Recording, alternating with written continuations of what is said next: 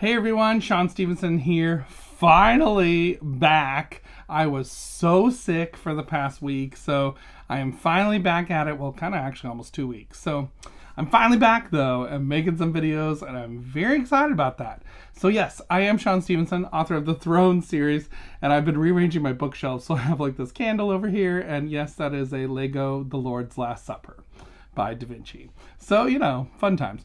But I am so excited to finally be making videos again. It is July now, so this is my June 2024 reading roundup, which there were not that many books in some ways because I was pretty busy in June. I had a lot going on. I had some summer camp stuff that I was doing, so there was a lot happening in June, and I am finally glad that it's kind of behind us, but I do have a few books to talk about. So let's dive in and talk about the books I read in June 2024. So the first book I read was a book that I was super interested to read because I had never read any in this series before, and this was a surprise hit for me. It was Star Trek Deep Space Nine, book number 1, The Star Ghost by Brad Strickland. And this book was a lot of fun. I really enjoyed reading it. It was not really what I expected, and I think it was pretty genius. I said in my review video of this book that it was a pretty genius move for them to take in Deep Space Nine, the Star Trek show that this series is based off of, the characters who are younger, like middle grade age, and make them the main characters of the book. Because since this is a middle grade book, it just fits so well. I thought it was a genius move, and this was a great book. It was spooky, and it was a lot of fun, and it was really intense, and had a lot of danger, and it was well written, and I feel like it captured the characters quite well from the show, so this was definitely a great read. I really enjoyed it. And then after I read the Star Trek Deep Space Nine book, I actually read 4 books in a row from the same series, the Black Hole Radio series by Anne Burgenaw. So this was one I did for Readsy. I was reading book 5, and I was reading through the whole series because I had never read any of them before. So I read through books 1 through 5, and I read these 4 in a row during June. And I gotta say, it was a lot of fun. The series was not what I initially expected. I kind of thought it would be a lot more of a space kind of adventure in the middle grade range, but it was kind of a little more of an early chapter book, early reader kind of series, but it was a lot of fun. And once I figured that out and figured out, oh, this series is a little goofy and a little bit silly, I realized, oh yeah, this is a lot of fun. There's a lot here that's really good. So I read 4 of those books in a row, and those were a lot of fun. Definitely, if you have like a younger reader in your house who really enjoys like sci-fi books, Black Hole Radio is all about these kids who find this radio that's beeping in their garage, and it belonged to the one kid's grandpa, and it has a black hole attached to it, so they get like sucked through the wormhole to the other side of the galaxy, all around the universe, to different planets, and they have to save the day, and sometimes they run into danger, and it was a lot of fun. Really enjoyed that series. The next book I read was it was book number 5 in a series, and I normally do not do this. Normally, I do not read later books in a series that I have not read the earlier books. So I read Danny Orless, book number 5, The Case of the Talking Rocks by Bernard Palmer. This was one of my June on the Range reads, and it was a lot of fun. It definitely hit all those Western tropes that are a lot of fun, like horseback rides and mining towns, and, there's a treasure out in the hills and Colorado and like all those things. So it was a lot of fun to read. But it did have some elements that were spoiled from earlier books in the series. And I thought this was an anthology series at first, but it's not. You definitely do have to read them in order. So I'm going to have to go back now and read books 1 through 4 so I can kind of really be caught up on what was happening in this series. But this was definitely a fun read. I really enjoyed it, actually. It was pretty interesting what the talking rocks ended up being, and I thought that was fascinating. It was like a great idea kind of book. So definitely this was a lot of fun. It's a Christian series that's, to me, I was like, this is kind of like a Christian Hardy Boys is kind of the vibe of this book. So it was a great book. I enjoyed it. And then I read one of my favorite books, I think, of the year, possibly. This book is definitely going to be on my top 10 for 2024 unless I read like 10 other books that are even better than this. But I don't really anticipate that. I read this book that was so amazing, CeCe Rios and the Desert of Souls by Kayla Rivera. And this book, wow, this book was so good. It had everything I love. It was a fantasy story that had some spooky elements. It had heart. It was tear jerking. Like near the end, I had a couple tears, I will not lie, because it was that moving. It also had a lot of adventure and a lot of danger and just a really interesting lore around this whole world of this story. So I really, really loved this book. If you like middle grade fantasy stories, but you're looking for something different, check out CeCe Rios. This is book 1 in a trilogy. And I saw that Kayla Rivera on her Instagram, she posted that she has short stories that are from the same world as well, that I think you can get like through her newsletter. So that is definitely something to check out. If you have read this book, read any of the other books, I cannot wait to read book 2. I have it and I'm super excited to read it because this book was so good, and it does leave you on a tiny cliffhanger.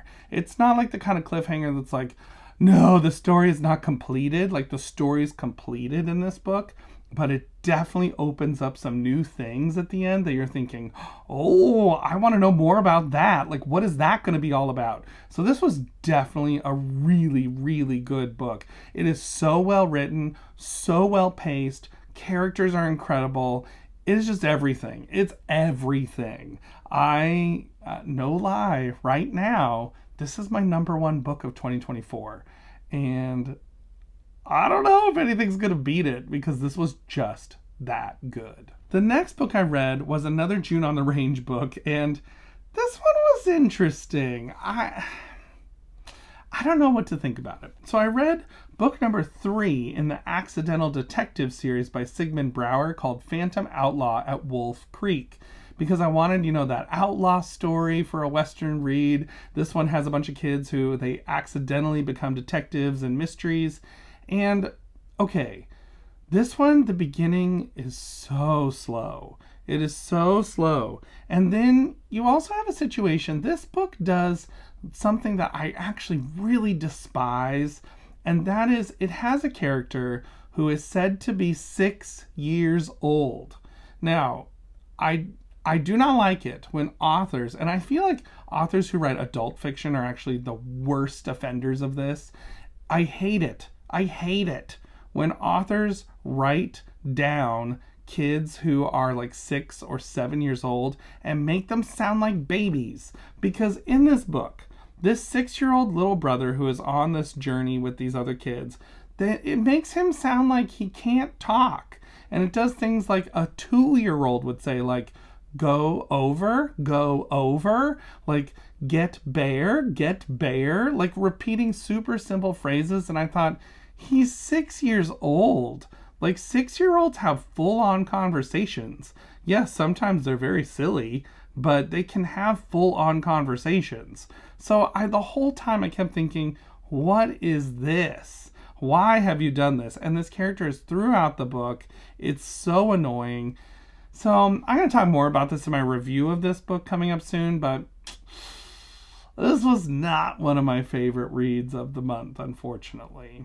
The last book of the month that I read was book number 1 in the Last Chance Detective series, Mystery Lights of Navajo, Mesa. This one is by Jake Taney and Luke Taney.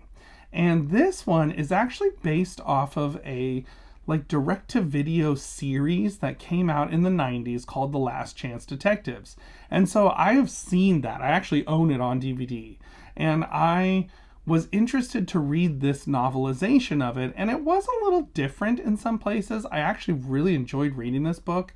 I think it fleshed it out very well. It kind of added more to the characters because you're actually inside their heads as you're reading this instead of just watching it, where you can't have that inner dialogue kind of stuff. So this was a lot of fun. This is a book that's kind of set out in like New Mexico, Nevada kind of area. I'm not exactly sure which state, but they're at this like dusty old town that's really small, and there's this diner that they all live near called the Last Chance Diner, and they solve mysteries, and they're like detectives, and it was a lot of fun. In this one, they see like these mysterious lights out in the desert that they think are a UFO, and so they're like trying to solve this mystery.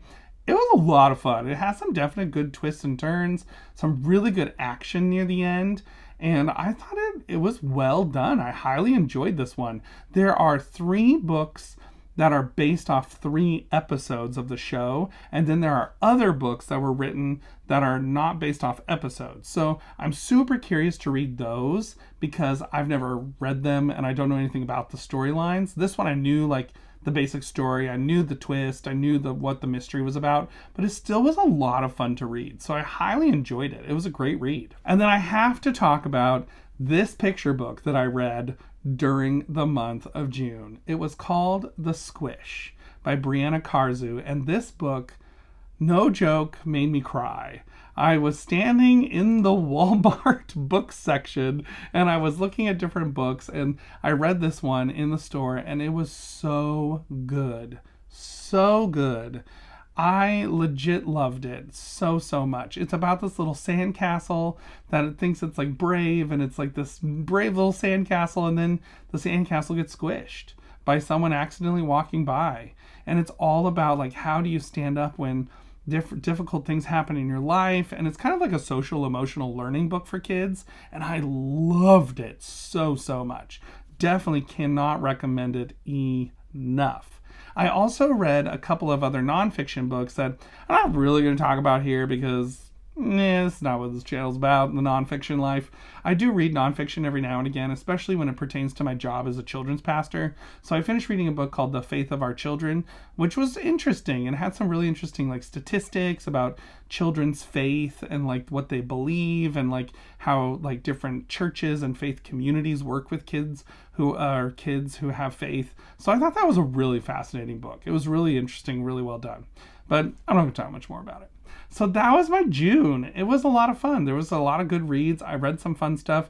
It was a little bit of a less, like, not as many books I read, but that's okay because now it's July and there's a lot going on. I've already got quite a few books that I'm already reading for July. I've already read a couple books for July, and I can't wait to talk to you about them. So until next time, everybody, keep reading. Bye.